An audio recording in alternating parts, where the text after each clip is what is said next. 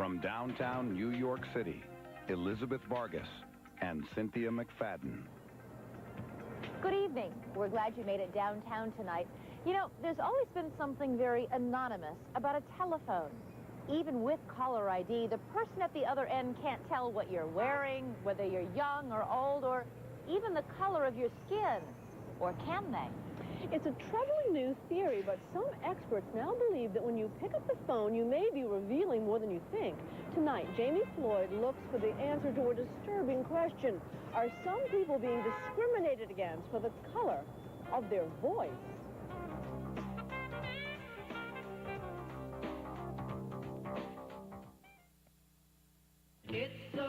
You'll love Ziploc Easy Zipper. Just easy zipper it, and you know it's closed. Ziploc Easy Zipper.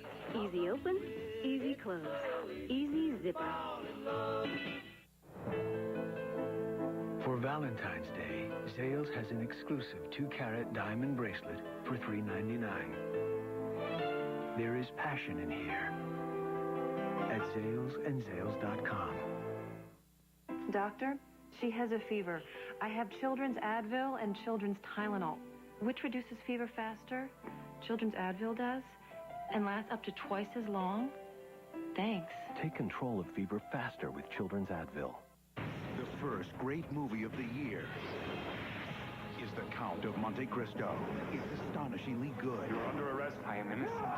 Extraordinary, breathtaking, and everything you go to the movies for. There will be justice. Jim Caviezel, Guy Pearce, Richard Harris. No matter what happens, I will find you. The Count of Monte Cristo, directed by Kevin Reynolds, rated PG-13, now playing. I'm hungry. Yeah, can you cook something? Cook something, cook something. Ballpark singles are individually wrapped for your microwave to steam in that great ballpark taste. Ballpark singles, such a big juicy taste they plump when you cook them. 2020 Downtown begins from St. Louis. And now, correspondent Jamie Floyd. It's an old story that people make judgments, even discriminate against others based upon how they look.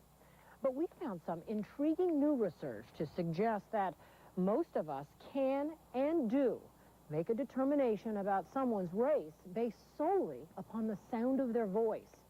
According to the experts, discrimination is possible even if the people involved can't see each other. But are the experts right? Tonight, we're in St. Louis to take a look and to listen. Because basically when you hear someone... First, listen to this voice. I'm originally from Chicago. Now try to guess the race of the woman speaking. And I work at a hospital as a central service technician. Her name is Rosa Rice. And if you guess that she is African-American, you're right. Hold on one moment right here. I got 2 tickets to Van Gogh. Check it out. 2 tickets. In fact, the notion that people sound black or white has been fodder for comedians for years. 2 tickets. This is what black people sound like. Yo, baby, right here. $200. You get to see the potato eaters. And this is what white sound like. And I saw this and my eyes were sprained. The eyes, and I need $12 million for my sprained eyes. But Rosa Rice says the sound of her voice is no laughing matter. 2 years ago, when Rice called the number in this newspaper ad to inquire about a room for her nephew in this boarding house, she was surprised and then troubled by the hostile woman on the other end of the line. It was as if she was in a rush to get me off the phone because it's like, you're not going to get the place, so, you know, this conversation is irrelevant. But why would the landlord be hostile toward a person she had never seen? I'm quite sure she picked up that I was black from my voice. So Rice placed another call, this one to the St. Louis Equal Housing Opportunity Council, or EHOC. Jamie McFarland took her call. I felt that she was very sincere and that it could be a possible fair housing complaint. And I also felt that one test would prove me right or wrong. A test in which anonymous callers like these, black and white, took to the phone. I was calling about an apartment. You have the one... Calling the same number Rice had called that morning. Hi, I'm looking for an apartment. The result, EHOC says, is a clear pattern of discrimination. What is the security deposit? All the ones who were invited for an appointment, they were all white. The African-American testers were all told nothing was available. What's that, 942? In fact, what allegedly happened to Rice has been given a name. It's called linguistic profiling. I have cellular one. The theory goes like this. We all make judgments based on voices over the telephone. Not a big deal. I just want One of those judgments is race. Give me a call when you receive the fax, okay? But it becomes profiling when you then deny someone a job, an apartment, or anything else based on what race you think they are. That's not just wrong, it's illegal. The common patterns of English acquisition for learning. Stanford linguistics professor John Ball says even though we're loath to admit it, most Americans can and do determine race over the telephone. And he says most of the time we get it right. You have an African word. Ball stumbled upon what has become his life's work back in 1988 when he was looking to move himself. I called around to several places and was told, please come by and look. But when I came by and looked in person, in about 3 or 4 instances, I was told that the place had already been rented, and I became suspicious. So he started to experiment. Sometimes he'd call up and sound like this. And I would call with my professional voice and say, hello, I'm calling about the apartment you have advertised in the paper. But sometimes he'd sound like this. When I use my African-American dialect, I would say, hello, I'm calling about the apartment you have advertised in the paper. Professor Ball says that in white communities, his black voice got less than half as many return calls as his white voice. First heard the dog bark. And while the term may be new, linguistic profiling and the controversy surrounding it isn't. All right, Mr. Robert Heitstra, would you resume the witness stand, please? Remember this critical and divisive moment in the O.J. Simpson trial?